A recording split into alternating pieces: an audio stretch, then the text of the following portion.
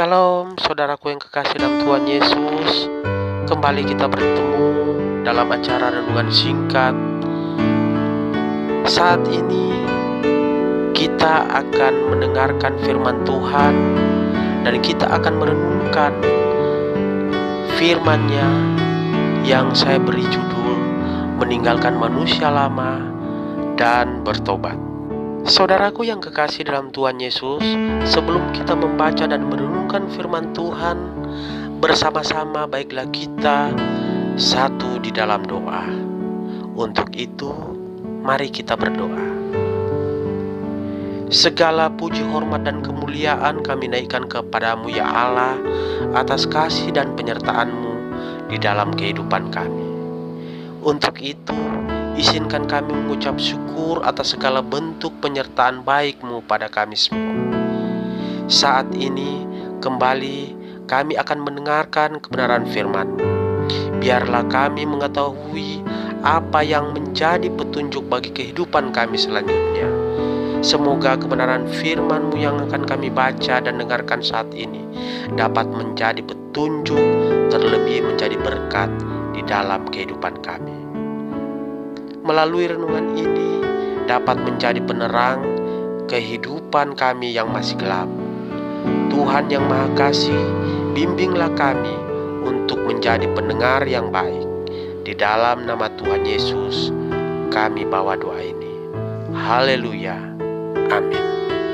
Pembacaan firman Tuhan pada saat ini saya ambil dari kitab Efesus 4 ayat 17 sampai 19.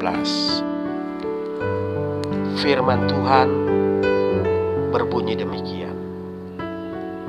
Manusia baru.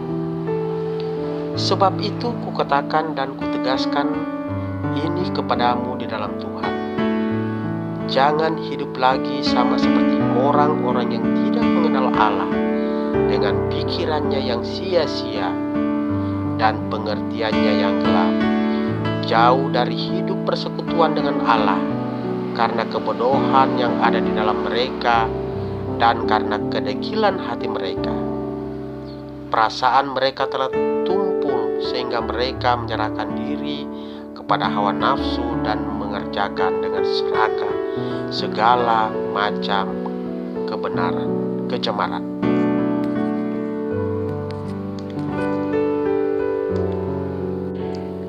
Saudara kekasih di dalam Tuhan Yesus Kristus, sebagai manusia biasa, mampukah kita mematikan segala perkara duniawi tersebut? Yesus telah menang dari kematian dan bangkit untuk hidup selama-lamanya. Karena Ia menang atas kematian dan maut tidak berkuasa lagi atasnya. Kita yang mati dengannya dan hidup dengannya juga menang atas semua godaan dosa. Bukankah upah dosa adalah maut? Bagaimana dengan kondisi kita yang sudah dibangkitkan bersama-sama dengan Kristus? Kita juga tidak lagi dikuasai oleh dosa, sebab kita telah mati dan bebas dari dosa untuk hidup bagi Allah di dalam Kristus Yesus. Saudara yang kekasih, jangan kita mencari alibi dengan mengatakan kita adalah manusia lemah, beda dengan Yesus. Kemudian kita melakukan dosa seperti berbohong, mencuri, membenci, korupsi, selingkuh, dan lain-lain sebagainya. Dengan sengaja, ini sama dengan kita meremehkan kuasa kebangkitan Kristus. Perhatikan, orang yang tidak percaya atau orang yang tidak beriman kepada firman itu sudah dosa. Dapat kita lihat dalam Roma 14 ayat 23.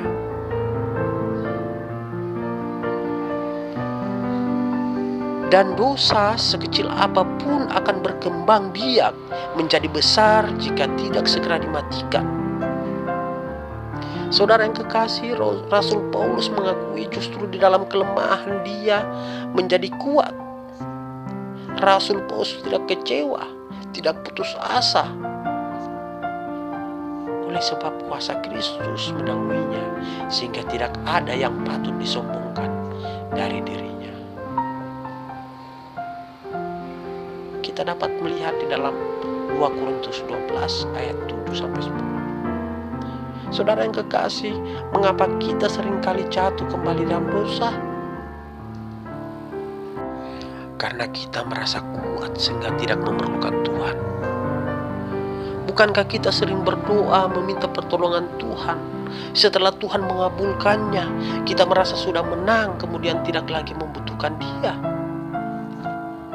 Itu sebabnya Tuhan mendatangkan ujian untuk mengetes apakah kita benar-benar sudah terlepas dari dosa. Sebab Ia ingin membentuk kita menjadi pengikutnya.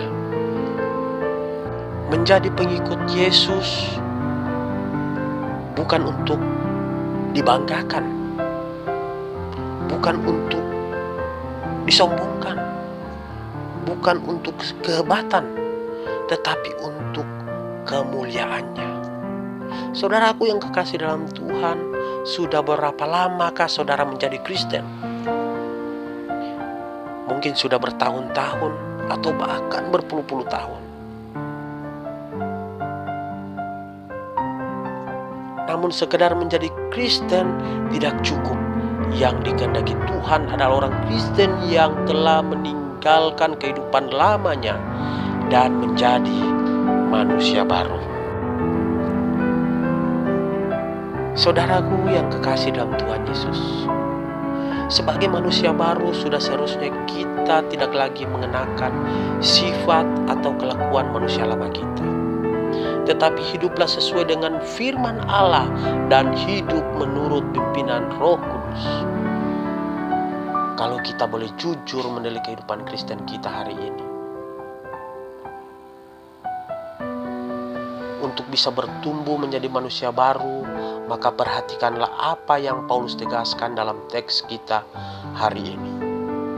Jangan hidup lagi sama seperti orang-orang yang tidak mengenal Allah dengan pikirannya yang sia-sia dan pengertiannya yang gelap, jauh dari hidup persekutuan dengan Allah, karena kebodohan yang ada di dalam mereka dan karena kedegilan hati mereka. Saudara yang kekasih dalam Tuhan, sudahkah kita mengalami pembaruan hidup dari hari ke hari oleh firman Tuhan, sehingga kita dapat mencari dan memikirkan perkara-perkara di atas dan mematikan serta menanggalkan manusia lama kita? Pembaruan tidak berlaku instan dan tidak pula terjadi hanya seminggu, sebulan, setahun sekali, tetapi berlangsung terus-menerus hingga kita menjadi serupa dengan Kristus dan sesuai dengan kehendak-Nya. Kiranya firman Tuhan ini dapat mengambil bagian dalam kehidupan kita, terlebih kita lakukan di dalam kehidupan kita hari demi hari, dan terus menjadi baru, diperbaharui oleh firman, diperbaharui oleh kehendak Tuhan.